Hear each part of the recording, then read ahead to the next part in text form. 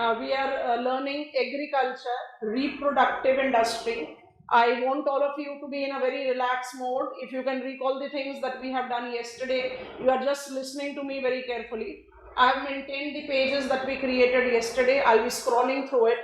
I'm giving you the view and I'm repeating. You simply try to recall what you have learned yesterday before you proceed further. Agriculture in geographical terms is called reproductive industries. Actually, it is deriving itself from human geography. In human geography, where we learn economic geography, we derive the content matter from economics. No one is denying that. But as geographers, we use different terms to denote some of the activities. Like all the economic activities human population is engaged in is called industries in geography. And industries thus is classified into 4 categories. Reproductive industry is agriculture, where we are reproducing something, taking reference of natural asset as soil or availability of water, etc. Manufacturing, where we commonly use industries. When I take reference of other activities, it is extractive, that goes with mining, and it is also facilitative industry, that goes with trade transport. So the economic geography block that will be covering, almost taking the month of August, we will be taking reference of reproductive industry that we started yesterday, and after that we'll talk about manufacturing industry and facilitative industry. So as per our syllabus, agriculture, industrial geography of India, trade, transport and communication geography of India. This is how we cover. Or I'm just getting onto the repetition. Now you have to take remarcation. No. I have been asked this question, class. Please help. Is it that neem coated urea will be called the conventional urea? True, false? TF, quick. Neem coated urea is conventional urea. True, false? False. Conventional urea is not neem coated. And now I am getting onto the repetition. Please all of you listen to it carefully. Agriculture correlates, because we have to go sequential, and we have selected the sequence which will ease our understanding. So first thing that we have selected is infrastructural input to agriculture. How do we define it? We define infrastructural input to be all those artificial input, artificial which is facilitated by humans, all those artificial inputs which has been induced to agricultural field to ensure that we are making successful vertical growth of agriculture. What are the parameters of vertical growth of agriculture? We'll be learning that. Our next leg of learning will be that. The vertical growth of agriculture, for the time being, I don't want to leave my land fallow, and I want to multiply the sequence of cultivation apart from increasing output per unit area. All that combines to become vertical growth of agriculture.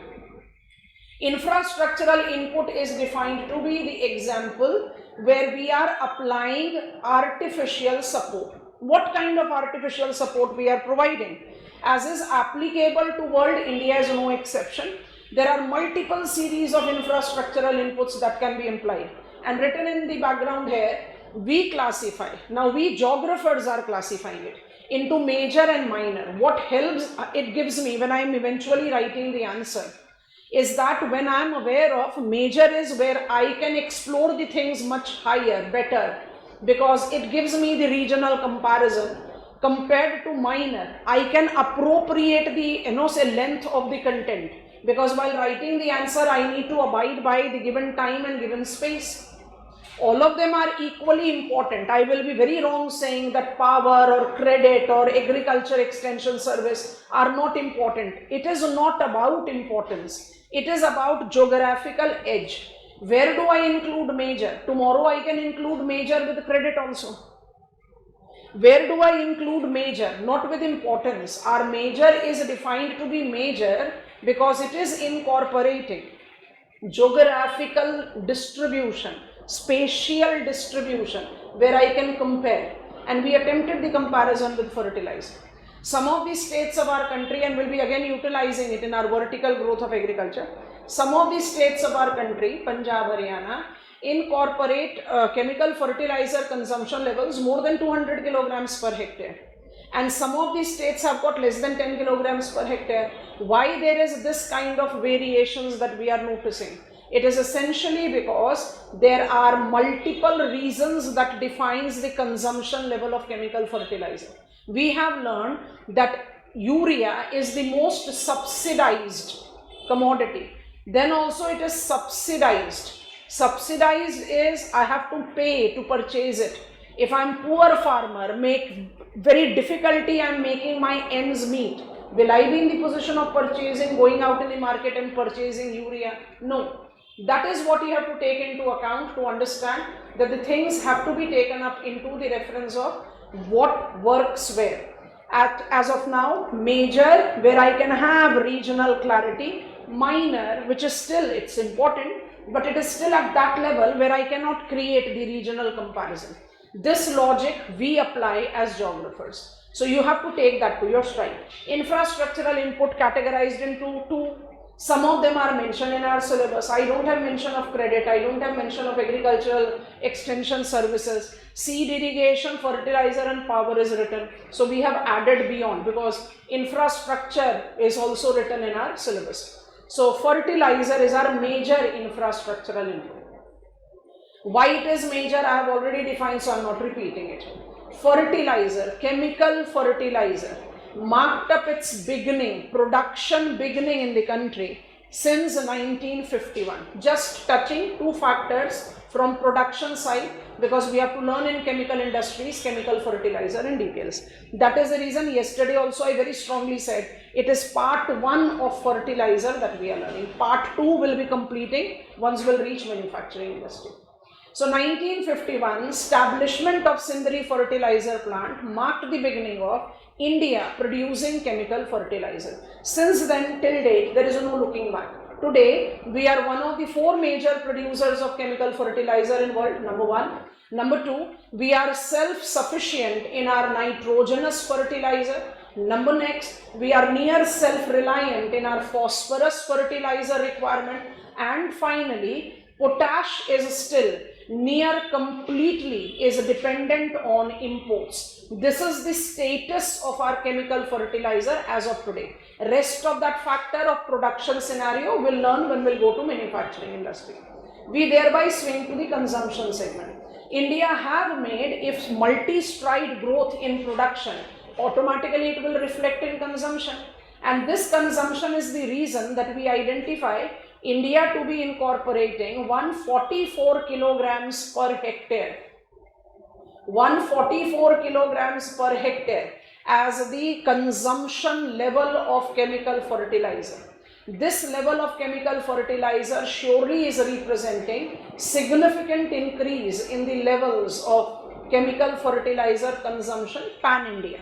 However, it has got certain characteristics that has made the requirement for us to judge that there are some inbuilt problems which are there are untapped potentialities which are there, and we thereby should plan fertilizer accordingly. This is how we have built up the content. So what was our content building? I hope all of you have done this with revision as I advised you yesterday. So when I take reference of the mobilization of chemical fertilizer, 51 done, but thereafter what should I write? I should write that under new fertilizer policy, we have mobilized NBS, nutrient based subsidy. What is the fundamental reason behind it? We just want to correct the anomaly that has developed in our chemical fertilizer consumption with a disproportionate share of urea consumption. Disproportionate share of urea consumption is leading to soil exhaustion in our country. We are required to give the understanding that at the level of consumption, which is quite low, we have increased our consumption level, that is okay, but it is quite low when I compare to comparable economies. And when we try to take that reference, it becomes very important for us to understand why India at 144 kilograms per hectare is suffering from soil exhaustion, and China at 550 kilograms per hectare is not suffering from exhaustion, because it is of disproportionate usage of urea. NBS is annual per kilogram subsidy domain mobilized by union government under fertilizer policy. It incorporate composite fertilizer, essentially including PNK, phosphorus and potash. If it will be made affordable, available to farmers, farmers by default will be utilizing it in the proportionate share to urea. So it is one of the policy measure which is to correct one of the characteristics which is actually a problem in the consumption of fertilizer. Then we talked about regional inequalities. India is, and that is the reason we have talked about fertilizer as our major input. India is example of the country which has got so much of diversity when it comes to its relief, when it comes to its climate, when it comes to its culture. Culture is all element of human living. Culture is what clothes I wear, culture is what food I eat, culture is which language I speak, culture is which religion I follow, culture is which activity I am engaged in, everything. That is the reason I am using the term culture. We are so diverse culturally that it is difficult for us to imagine that everything and anything that is being planned in country will be having uniform spreading effect in the country. It is impossible. Regional inequality is part and parcel of growth momentum for the country like India. Fertilizer is no exception. I have already given you some sampling in the revision in the beginning that because we have massive regional disparity, I mean, we can easily make sense. You are talking about more than 200 kilograms versus less than 10 kilograms per hectare. It's a massive thing. And that is the reason we have mobilized FMS, Fertilizer Monitoring System. Fertilizer monitoring system is basically to create out the logical, updated database. It is a data inventory creation. What is the consumption level of chemical fertilizer today? Which are the chemical fertilizer consumed in different parts of the country? What are the reason that consumption level of certain fertilizer is very high, very low? You are trying to create out the logic so that you can work in accordance. That this is the reason Arunachal Pradesh have got chemical fertilizer consumption level at lowest level in the country, and these are the ways by which it can be mobilized. FMS talks about that. Then we talked about the characteristics of denitrification. Urea continues to be the dominant most fertilizer of our country. Nitrogen is considered to be the significant fertilizing. Soil productivity, soil fertility is actually based on nitrogen.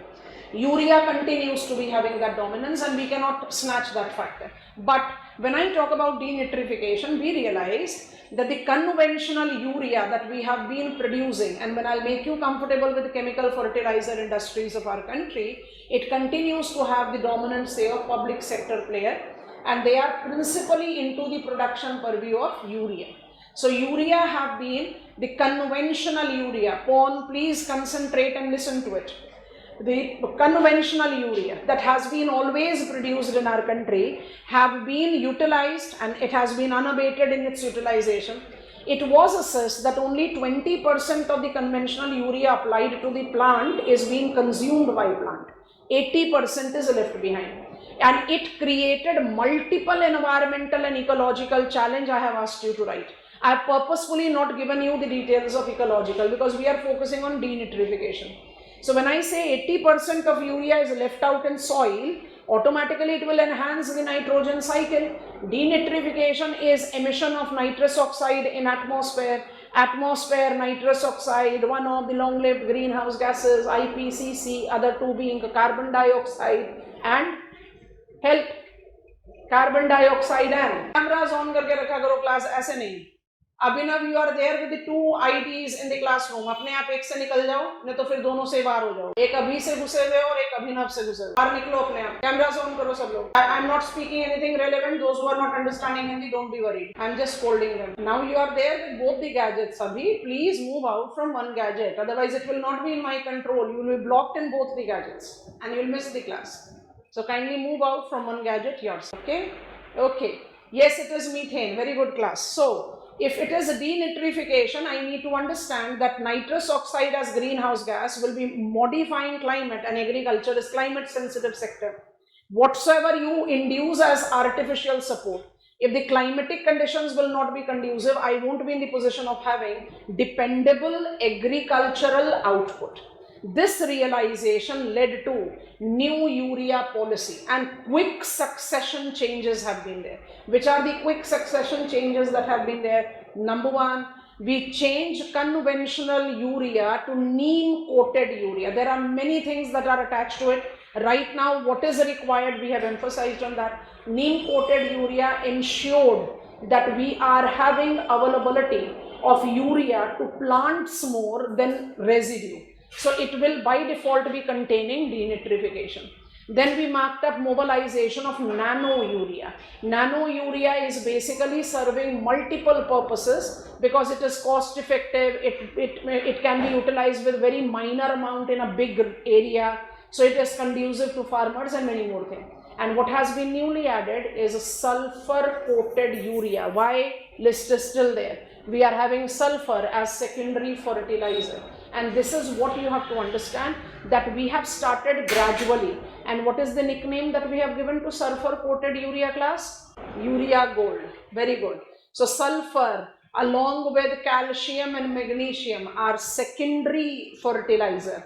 Primary fertilizer have always been in our radar. It is urea, it is DAP, diammonium phosphate, and it is potash, because NPK are the principal or primary fertilizer. There has been mold, and that mold is the reason that urea policy have got many more dimensions. When I talk about new fertilizer policy in manufacturing sector, I'll make you understand, but it is sufficient for agriculture.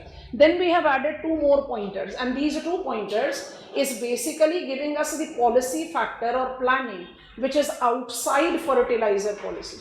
It is under national mission, that is Sustainable Agriculture Mission, SAM, which is talking about 2 important domains. One is soil health card and one is Paramparagat Krishi Vikas Yojana, that has been now added up with the Govardhan plants that we have talked about. Now the point is, why there is the requirement of soil health card? Because our soil is suffering from micronutrient deficiency. List of micronutrient is written there. ICAR's observation that if your soil is suffering from deficiency of zinc, your soil is suffering from deficiency of iron, and you are pouring down urea in name of chemical fertilizer, it will do more loss than gain. It is required for us to understand that what my soil is suffering from in terms of deficiency, and accordingly I should apply the fertilizer. So micronutrient deficiency outlined by ICAR led to the mobilization of soil health card under Sustainable Agriculture Mission. Mind it, Sustainable Agriculture Mission is one of the 8 missions under National Action Plan on Climate Change of India. You don't learn them together. It comes up in parts in your syllabus. Right now you are learning 1 out of 8, that is Sustainable Agriculture Mission. It has got 2 components to it. Third we have just added last year, PM Pranam. PM Pranam can be taken up to be is equal to Sustainable Agriculture Mission, because it is talking about everything. Restoration, recognition of the problems, you are talking about everything of the agricultural development. So I can call Sustainable Agriculture Mission to be synonymous to PM Pranam. The final thing that has gone with fertilizer is all about organic carbon deficiency. Again, it is the pointer which doesn't fall into the list of your fertilizer as primary, secondary and micronutrient, but ICAR says more than 65% of our cropped area reels under deficiency of organic carbon, and organic carbon deficiency cannot be fulfilled by chemical fertilizer. So what was mobilized under SAM? It was Paramparagat Krishi Vikas Yojana. Keep that in mind when we go to livestock, will be again recalling. What is Paramparagat, traditional, Krishi Vikas Yojana, agriculture development program? Traditional agriculture development program is go back to organic farming, go back to biotic manure. And when I take up the reference of go back to biotic manure, Govardhan plants by default will be facilitating that. This is how we have taken up the learning of chemical fertilizer, major infrastructural input in Indian agriculture.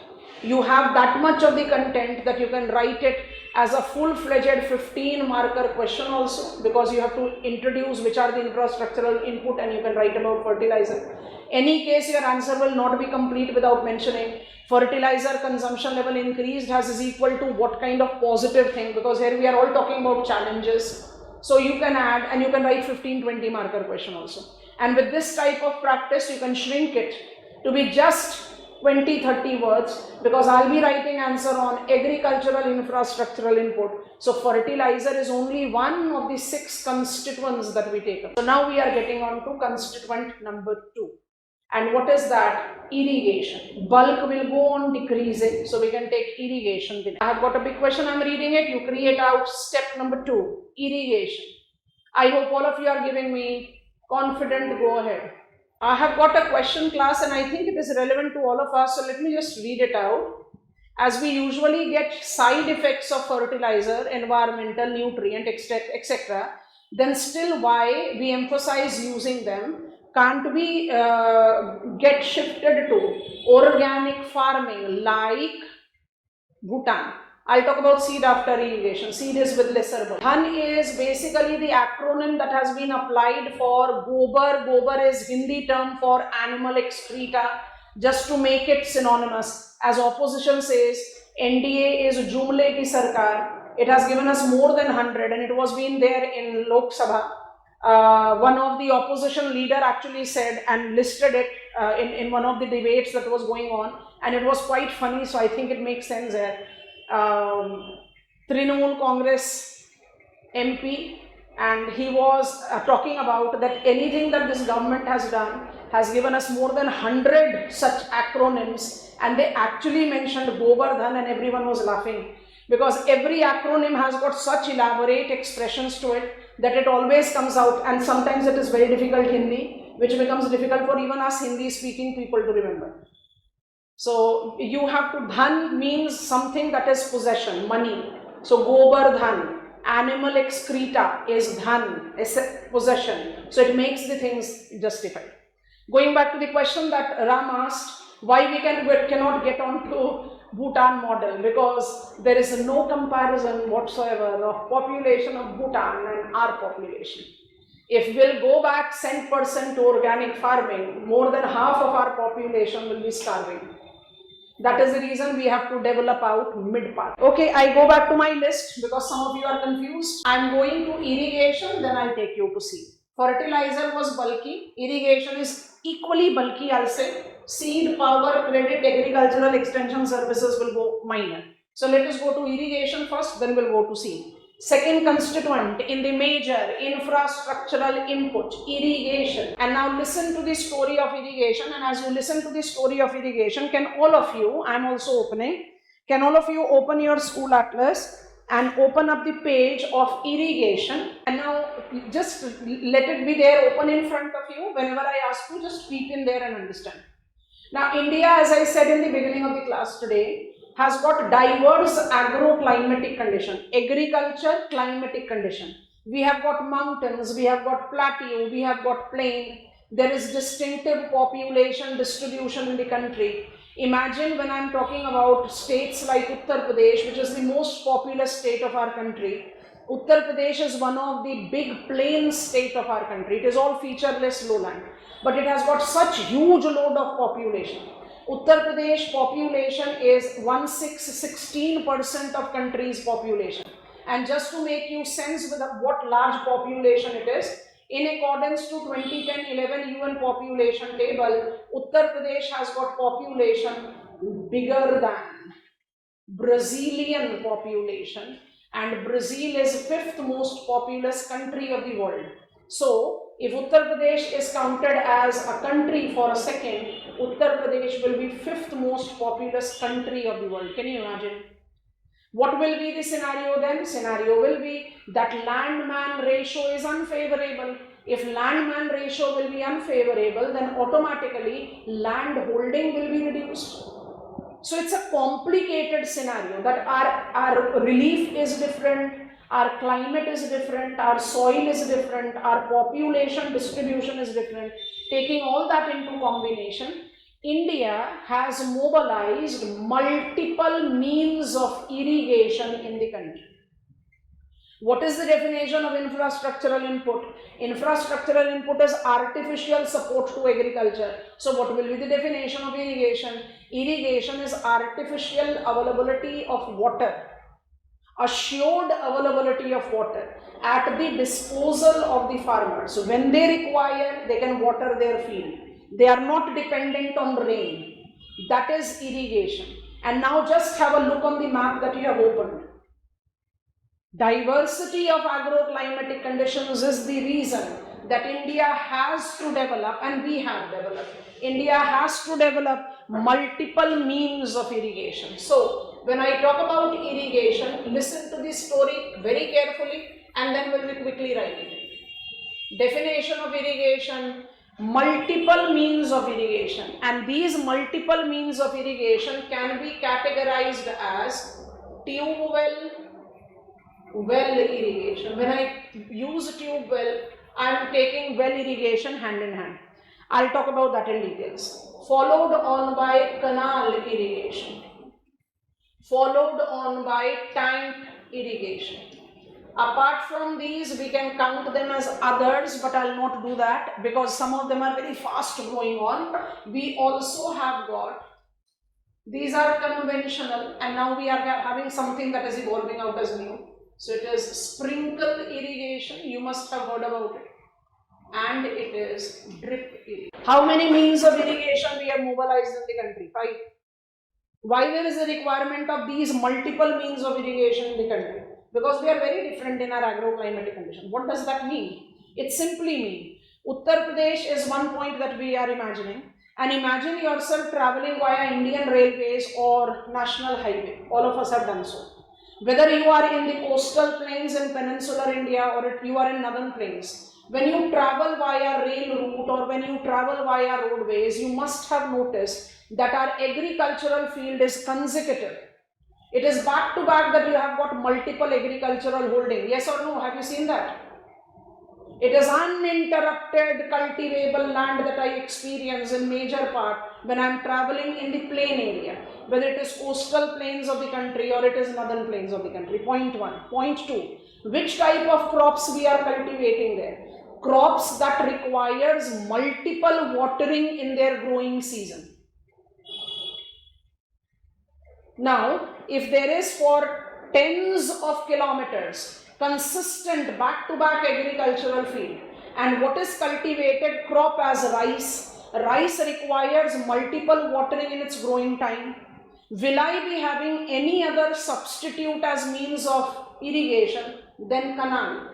Reason, canal is man-made river which will ensure availability of water in the consecutive agricultural field that is identified in plains of India, that is cultivating those crops which requires multiple watering. Because imagine for tens of kilometers, if every agricultural field will develop their tube well, what will happen to groundwater? It will deplete because it will be more exploited than is replenished. I hope you are understanding. So it is that diversity which gives us the reference of multiple means.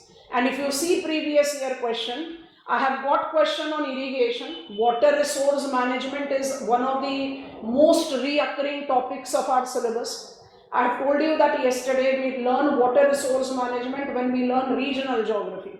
But we cannot delay irrigation till then.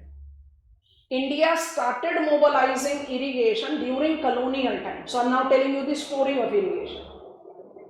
India started mobilizing irrigation since colonial time with mobilization of canals. Maximum of canals in western Uttar Pradesh, some of the names speak where they are. Sharda Canal, Agra Canal, Upper Ganga Canal, these were developed by colonial settlers. Question crops up in our mind, why the colonial settlers were developing canals? I can understand that they were developing roadways and railways because they had their hidden economic incentives attached to it. But why they were developing canals? Were they developing canals to facilitate growth of irrigation in the country? No. Canals, as I said, are man-made river. These canals were developed during colonial time so that the colonial settlers have got the capacity to divert the surplus water during monsoonal season and contain the possibility of flooding, thus to contain the reoccurring compensation cost of flood. Are you understanding? So it was simply the measure of flood abatement. There was no logic of irrigation that was mobilized. That is the reason when I say official beginning of canal irrigation in the country, it is 1948.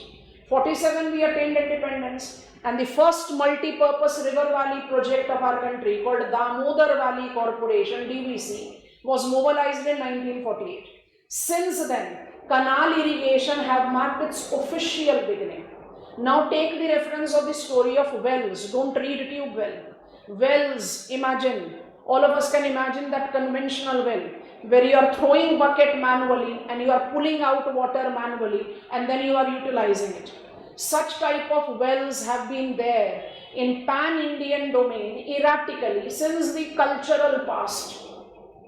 But today when I talk about the well irrigation in the country, it is not that well only. Rather, it is principally represented by tube well.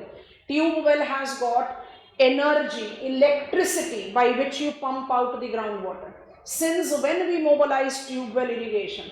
It was 1968. Please compare, canal irrigation officially was mobilized in 48 and tube well irrigation 68.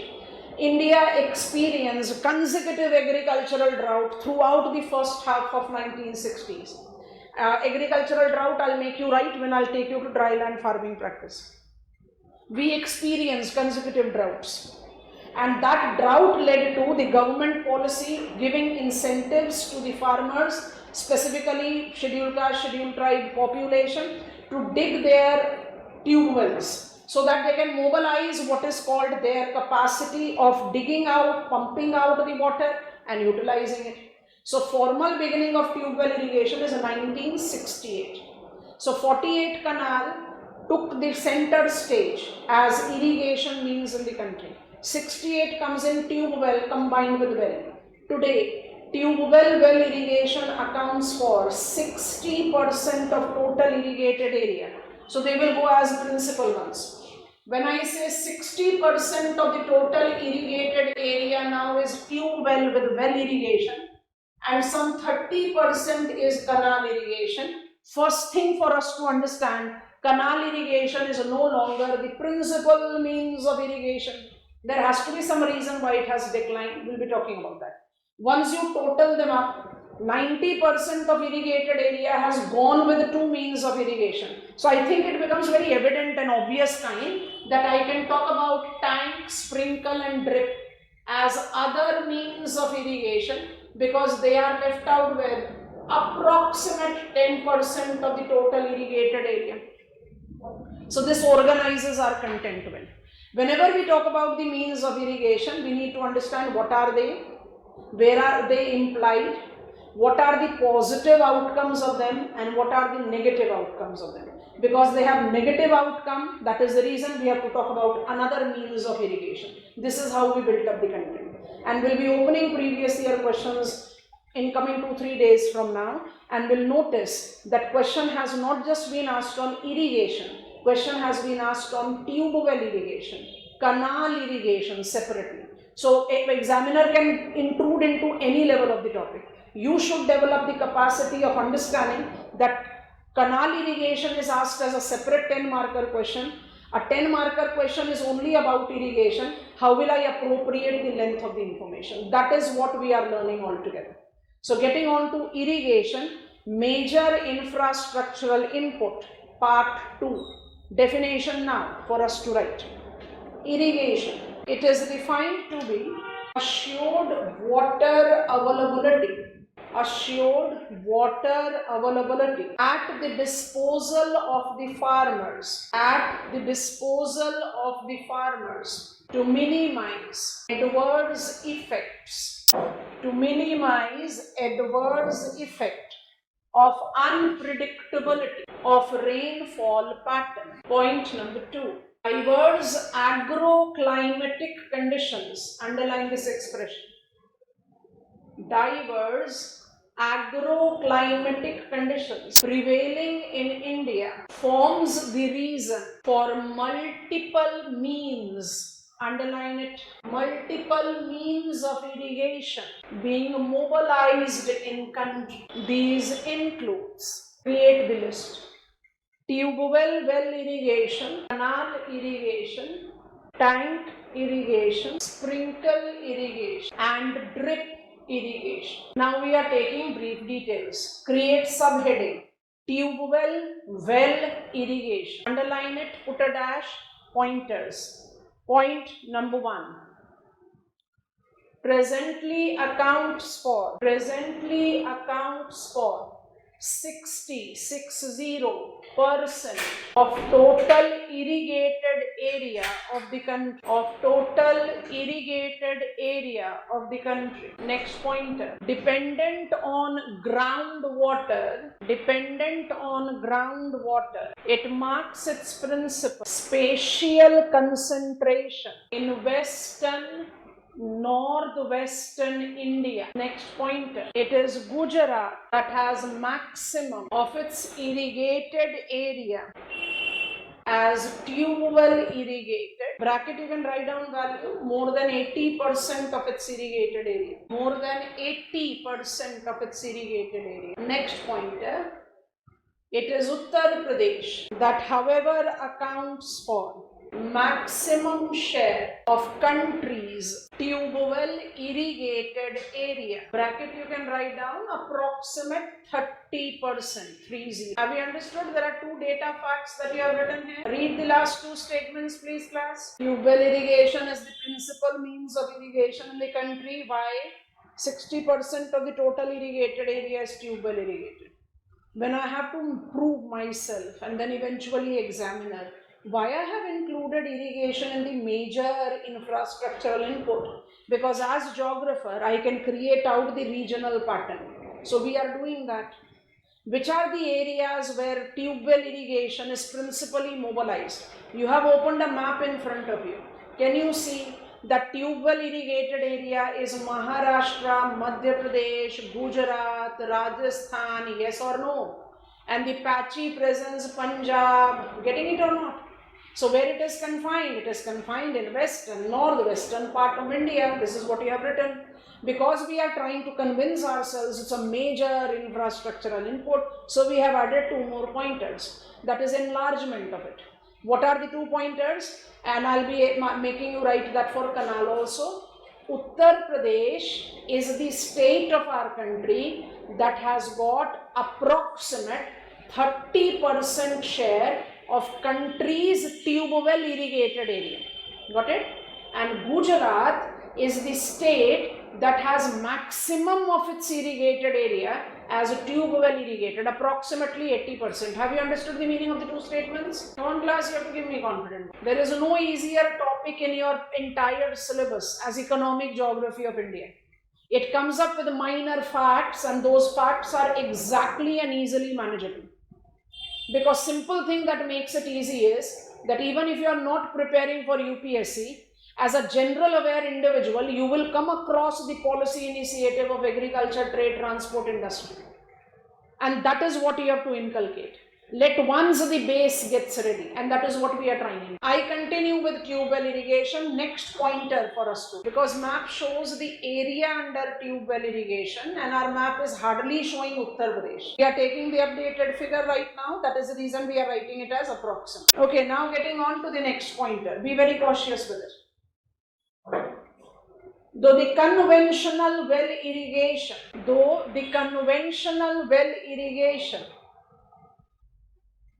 have been applicable in India since the cultural past, mobilization of tube well irrigation is since 1968. Dash and write down as abatement measure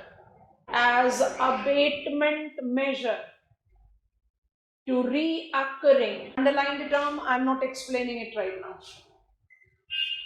Abatement measure to reoccurring agricultural drought in the country. Once a system rebooting पे चला गया यार. Okay, we were talking about irrigation, and the first means tube well irrigation. 1968, the consecutive reoccurring agricultural drought every financial year was the reason that there was formal mobilization of tube well irrigation in the country. This is a line which you can mention, you can skip, but as we are learning the things, it is important for us to have a comparison of what goes as conventional means and what comes up as a new means of irrigation in our country. So I can count tube well irrigation, canal irrigation and tank irrigation to be conventional means. Gradually we will be learning that. So tube well irrigation in geographical terms have got its principal confinement in west and northwest part of India. And when I talk about the aerial utilization, Gujarat is the state that has got maximum of its area cultivated, irrigated area to be tube well irrigated. However, Uttar Pradesh has got the maximum share of country's tube well irrigated area. And when I talk about the tube well irrigation mobilization in the country, because we combine well with it, though the representation of well in the commercially sound irrigation today is negligible. But whenever we talk about tube well, we add well. So conventional wells have been there since cultural past, but tube well have marked up its formal beginning 1968. Next pointer you are writing. We'll create sub-pointers for it. Presently accounting for approximate 60% of the country's irrigated area. Cascading growth has been facilitated by multiple positive factors. Boldly underline positive and put a dash, create sub-pointers now. Sub-pointer 1, low construction and maintenance cost. Low construction and maintenance cost. Clear ownership rights. Higher water use efficiency. WUE. Higher water use efficiency, that is up to 80%. Favorably support multiple watering. Have a reading of these pointers as positive. Agricultural drought in India. Throughout 60s we experienced agricultural drought. Quickly read the pointers. Tube well irrigation mobilized since 1968. Presently accounting near 60% of total irrigated area as principal means of irrigation. What have been the factors that have facilitated its growth like this? Multiple positive things. Construction and maintenance cost of tube well is very low. I am the owner of my tube well. Please try to combine it with canal. Please class, concentrate all of you here. I know that some of you will find this topic to be very boring, but take my word, you cannot escape it. So it's good that you are taking up interest and understanding, and once you grab it, you don't have to remember the things, right? So please concentrate. Compare. When I say construction and maintenance cost of tube well is low, compare it with the canal, because next we have to write canal. Canal is identified to be man-made river. Construction cost is very high, taking the size that you construct out canal, and annually you have to bear the similar maintenance cost. Otherwise what will happen? Canal will be getting silted. You have to maintain it by desilting it. That means to maintain canal you require annual reinvestment of almost the same amount that you have invested in creating it. Tube well irrigation is very clearly construction maintenance comparatively low. Second positive thing that you have written about tube well, ownership right is clear. You are the owner of your tube well. You have to switch on, you have to switch off. But let us think about canal. If I am in Uttar Pradesh, I am the farmer in western Uttar Pradesh, and you are the farmer in eastern Uttar Pradesh. Both of us are dependent on the Ganga canal. Mind it, none of us are owner, and you will be always at the mercy of me. Because supposedly during drier time, I breach the infrastructure of the canal and divert more water in my field, water will not come to you. Tube well irrigation gives you favorable ownership right. Third thing you have written is high water use efficiency. Water use efficiency in tube well irrigation can be up to 80%, and water use efficiency in canal is 30 to 40%. What is the meaning of water use efficiency? Very crucial term. Open up economic survey, you will be recognizing this term in the water resource management.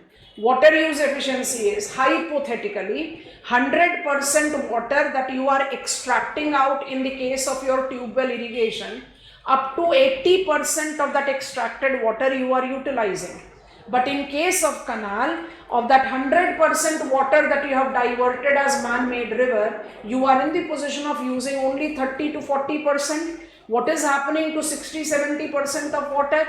It either gets evaporated or gets percolated. I hope you are understanding, because what is canal? Canal is man-made river. So when you try to combine these factors, that I have got low construction maintenance cost, I have got higher water use efficiency, I have got clear ownership right, automatically canal tube well irrigation takes the upper edge.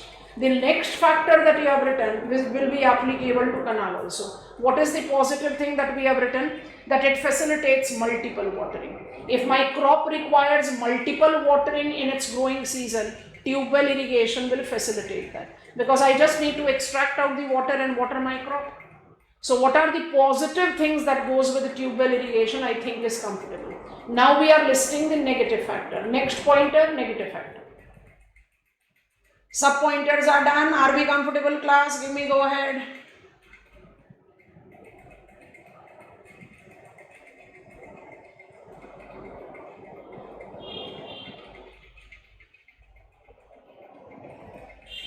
Reoccurring agricultural drought in 60s led to mobilization of tube well irrigation. This is what I asked you. Okay, negative aspect, because we have to take the reference of negative to get on to the next means.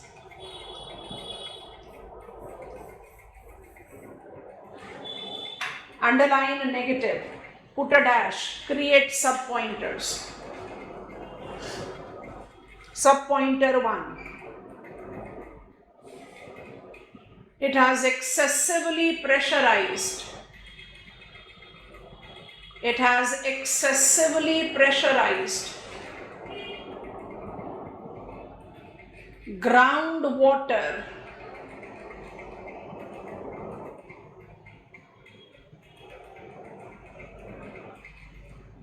combining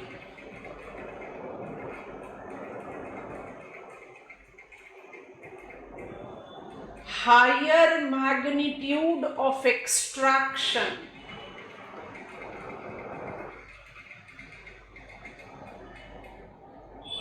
than replenishing.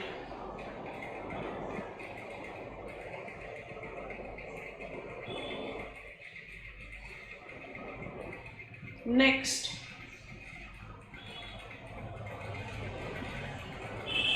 it has also caused environmental challenge.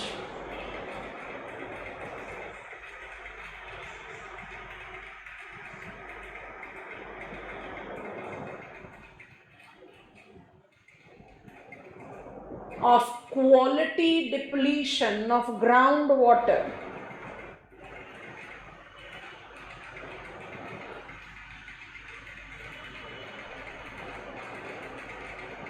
that essentially includes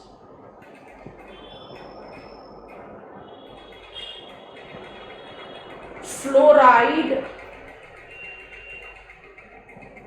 arsenic, and uranium contamination.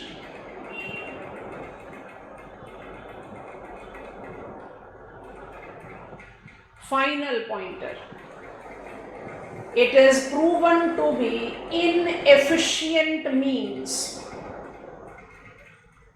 It is proven to be inefficient means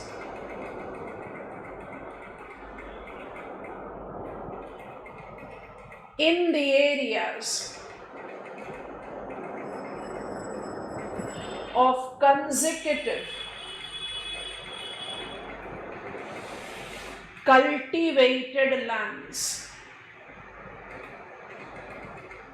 in the areas of consecutive cultivated land. Quickly have a reading of it. Our groundwater is suffering not just from quantity loss, point 1. It is also quality loss, point 2. Yes, all of us.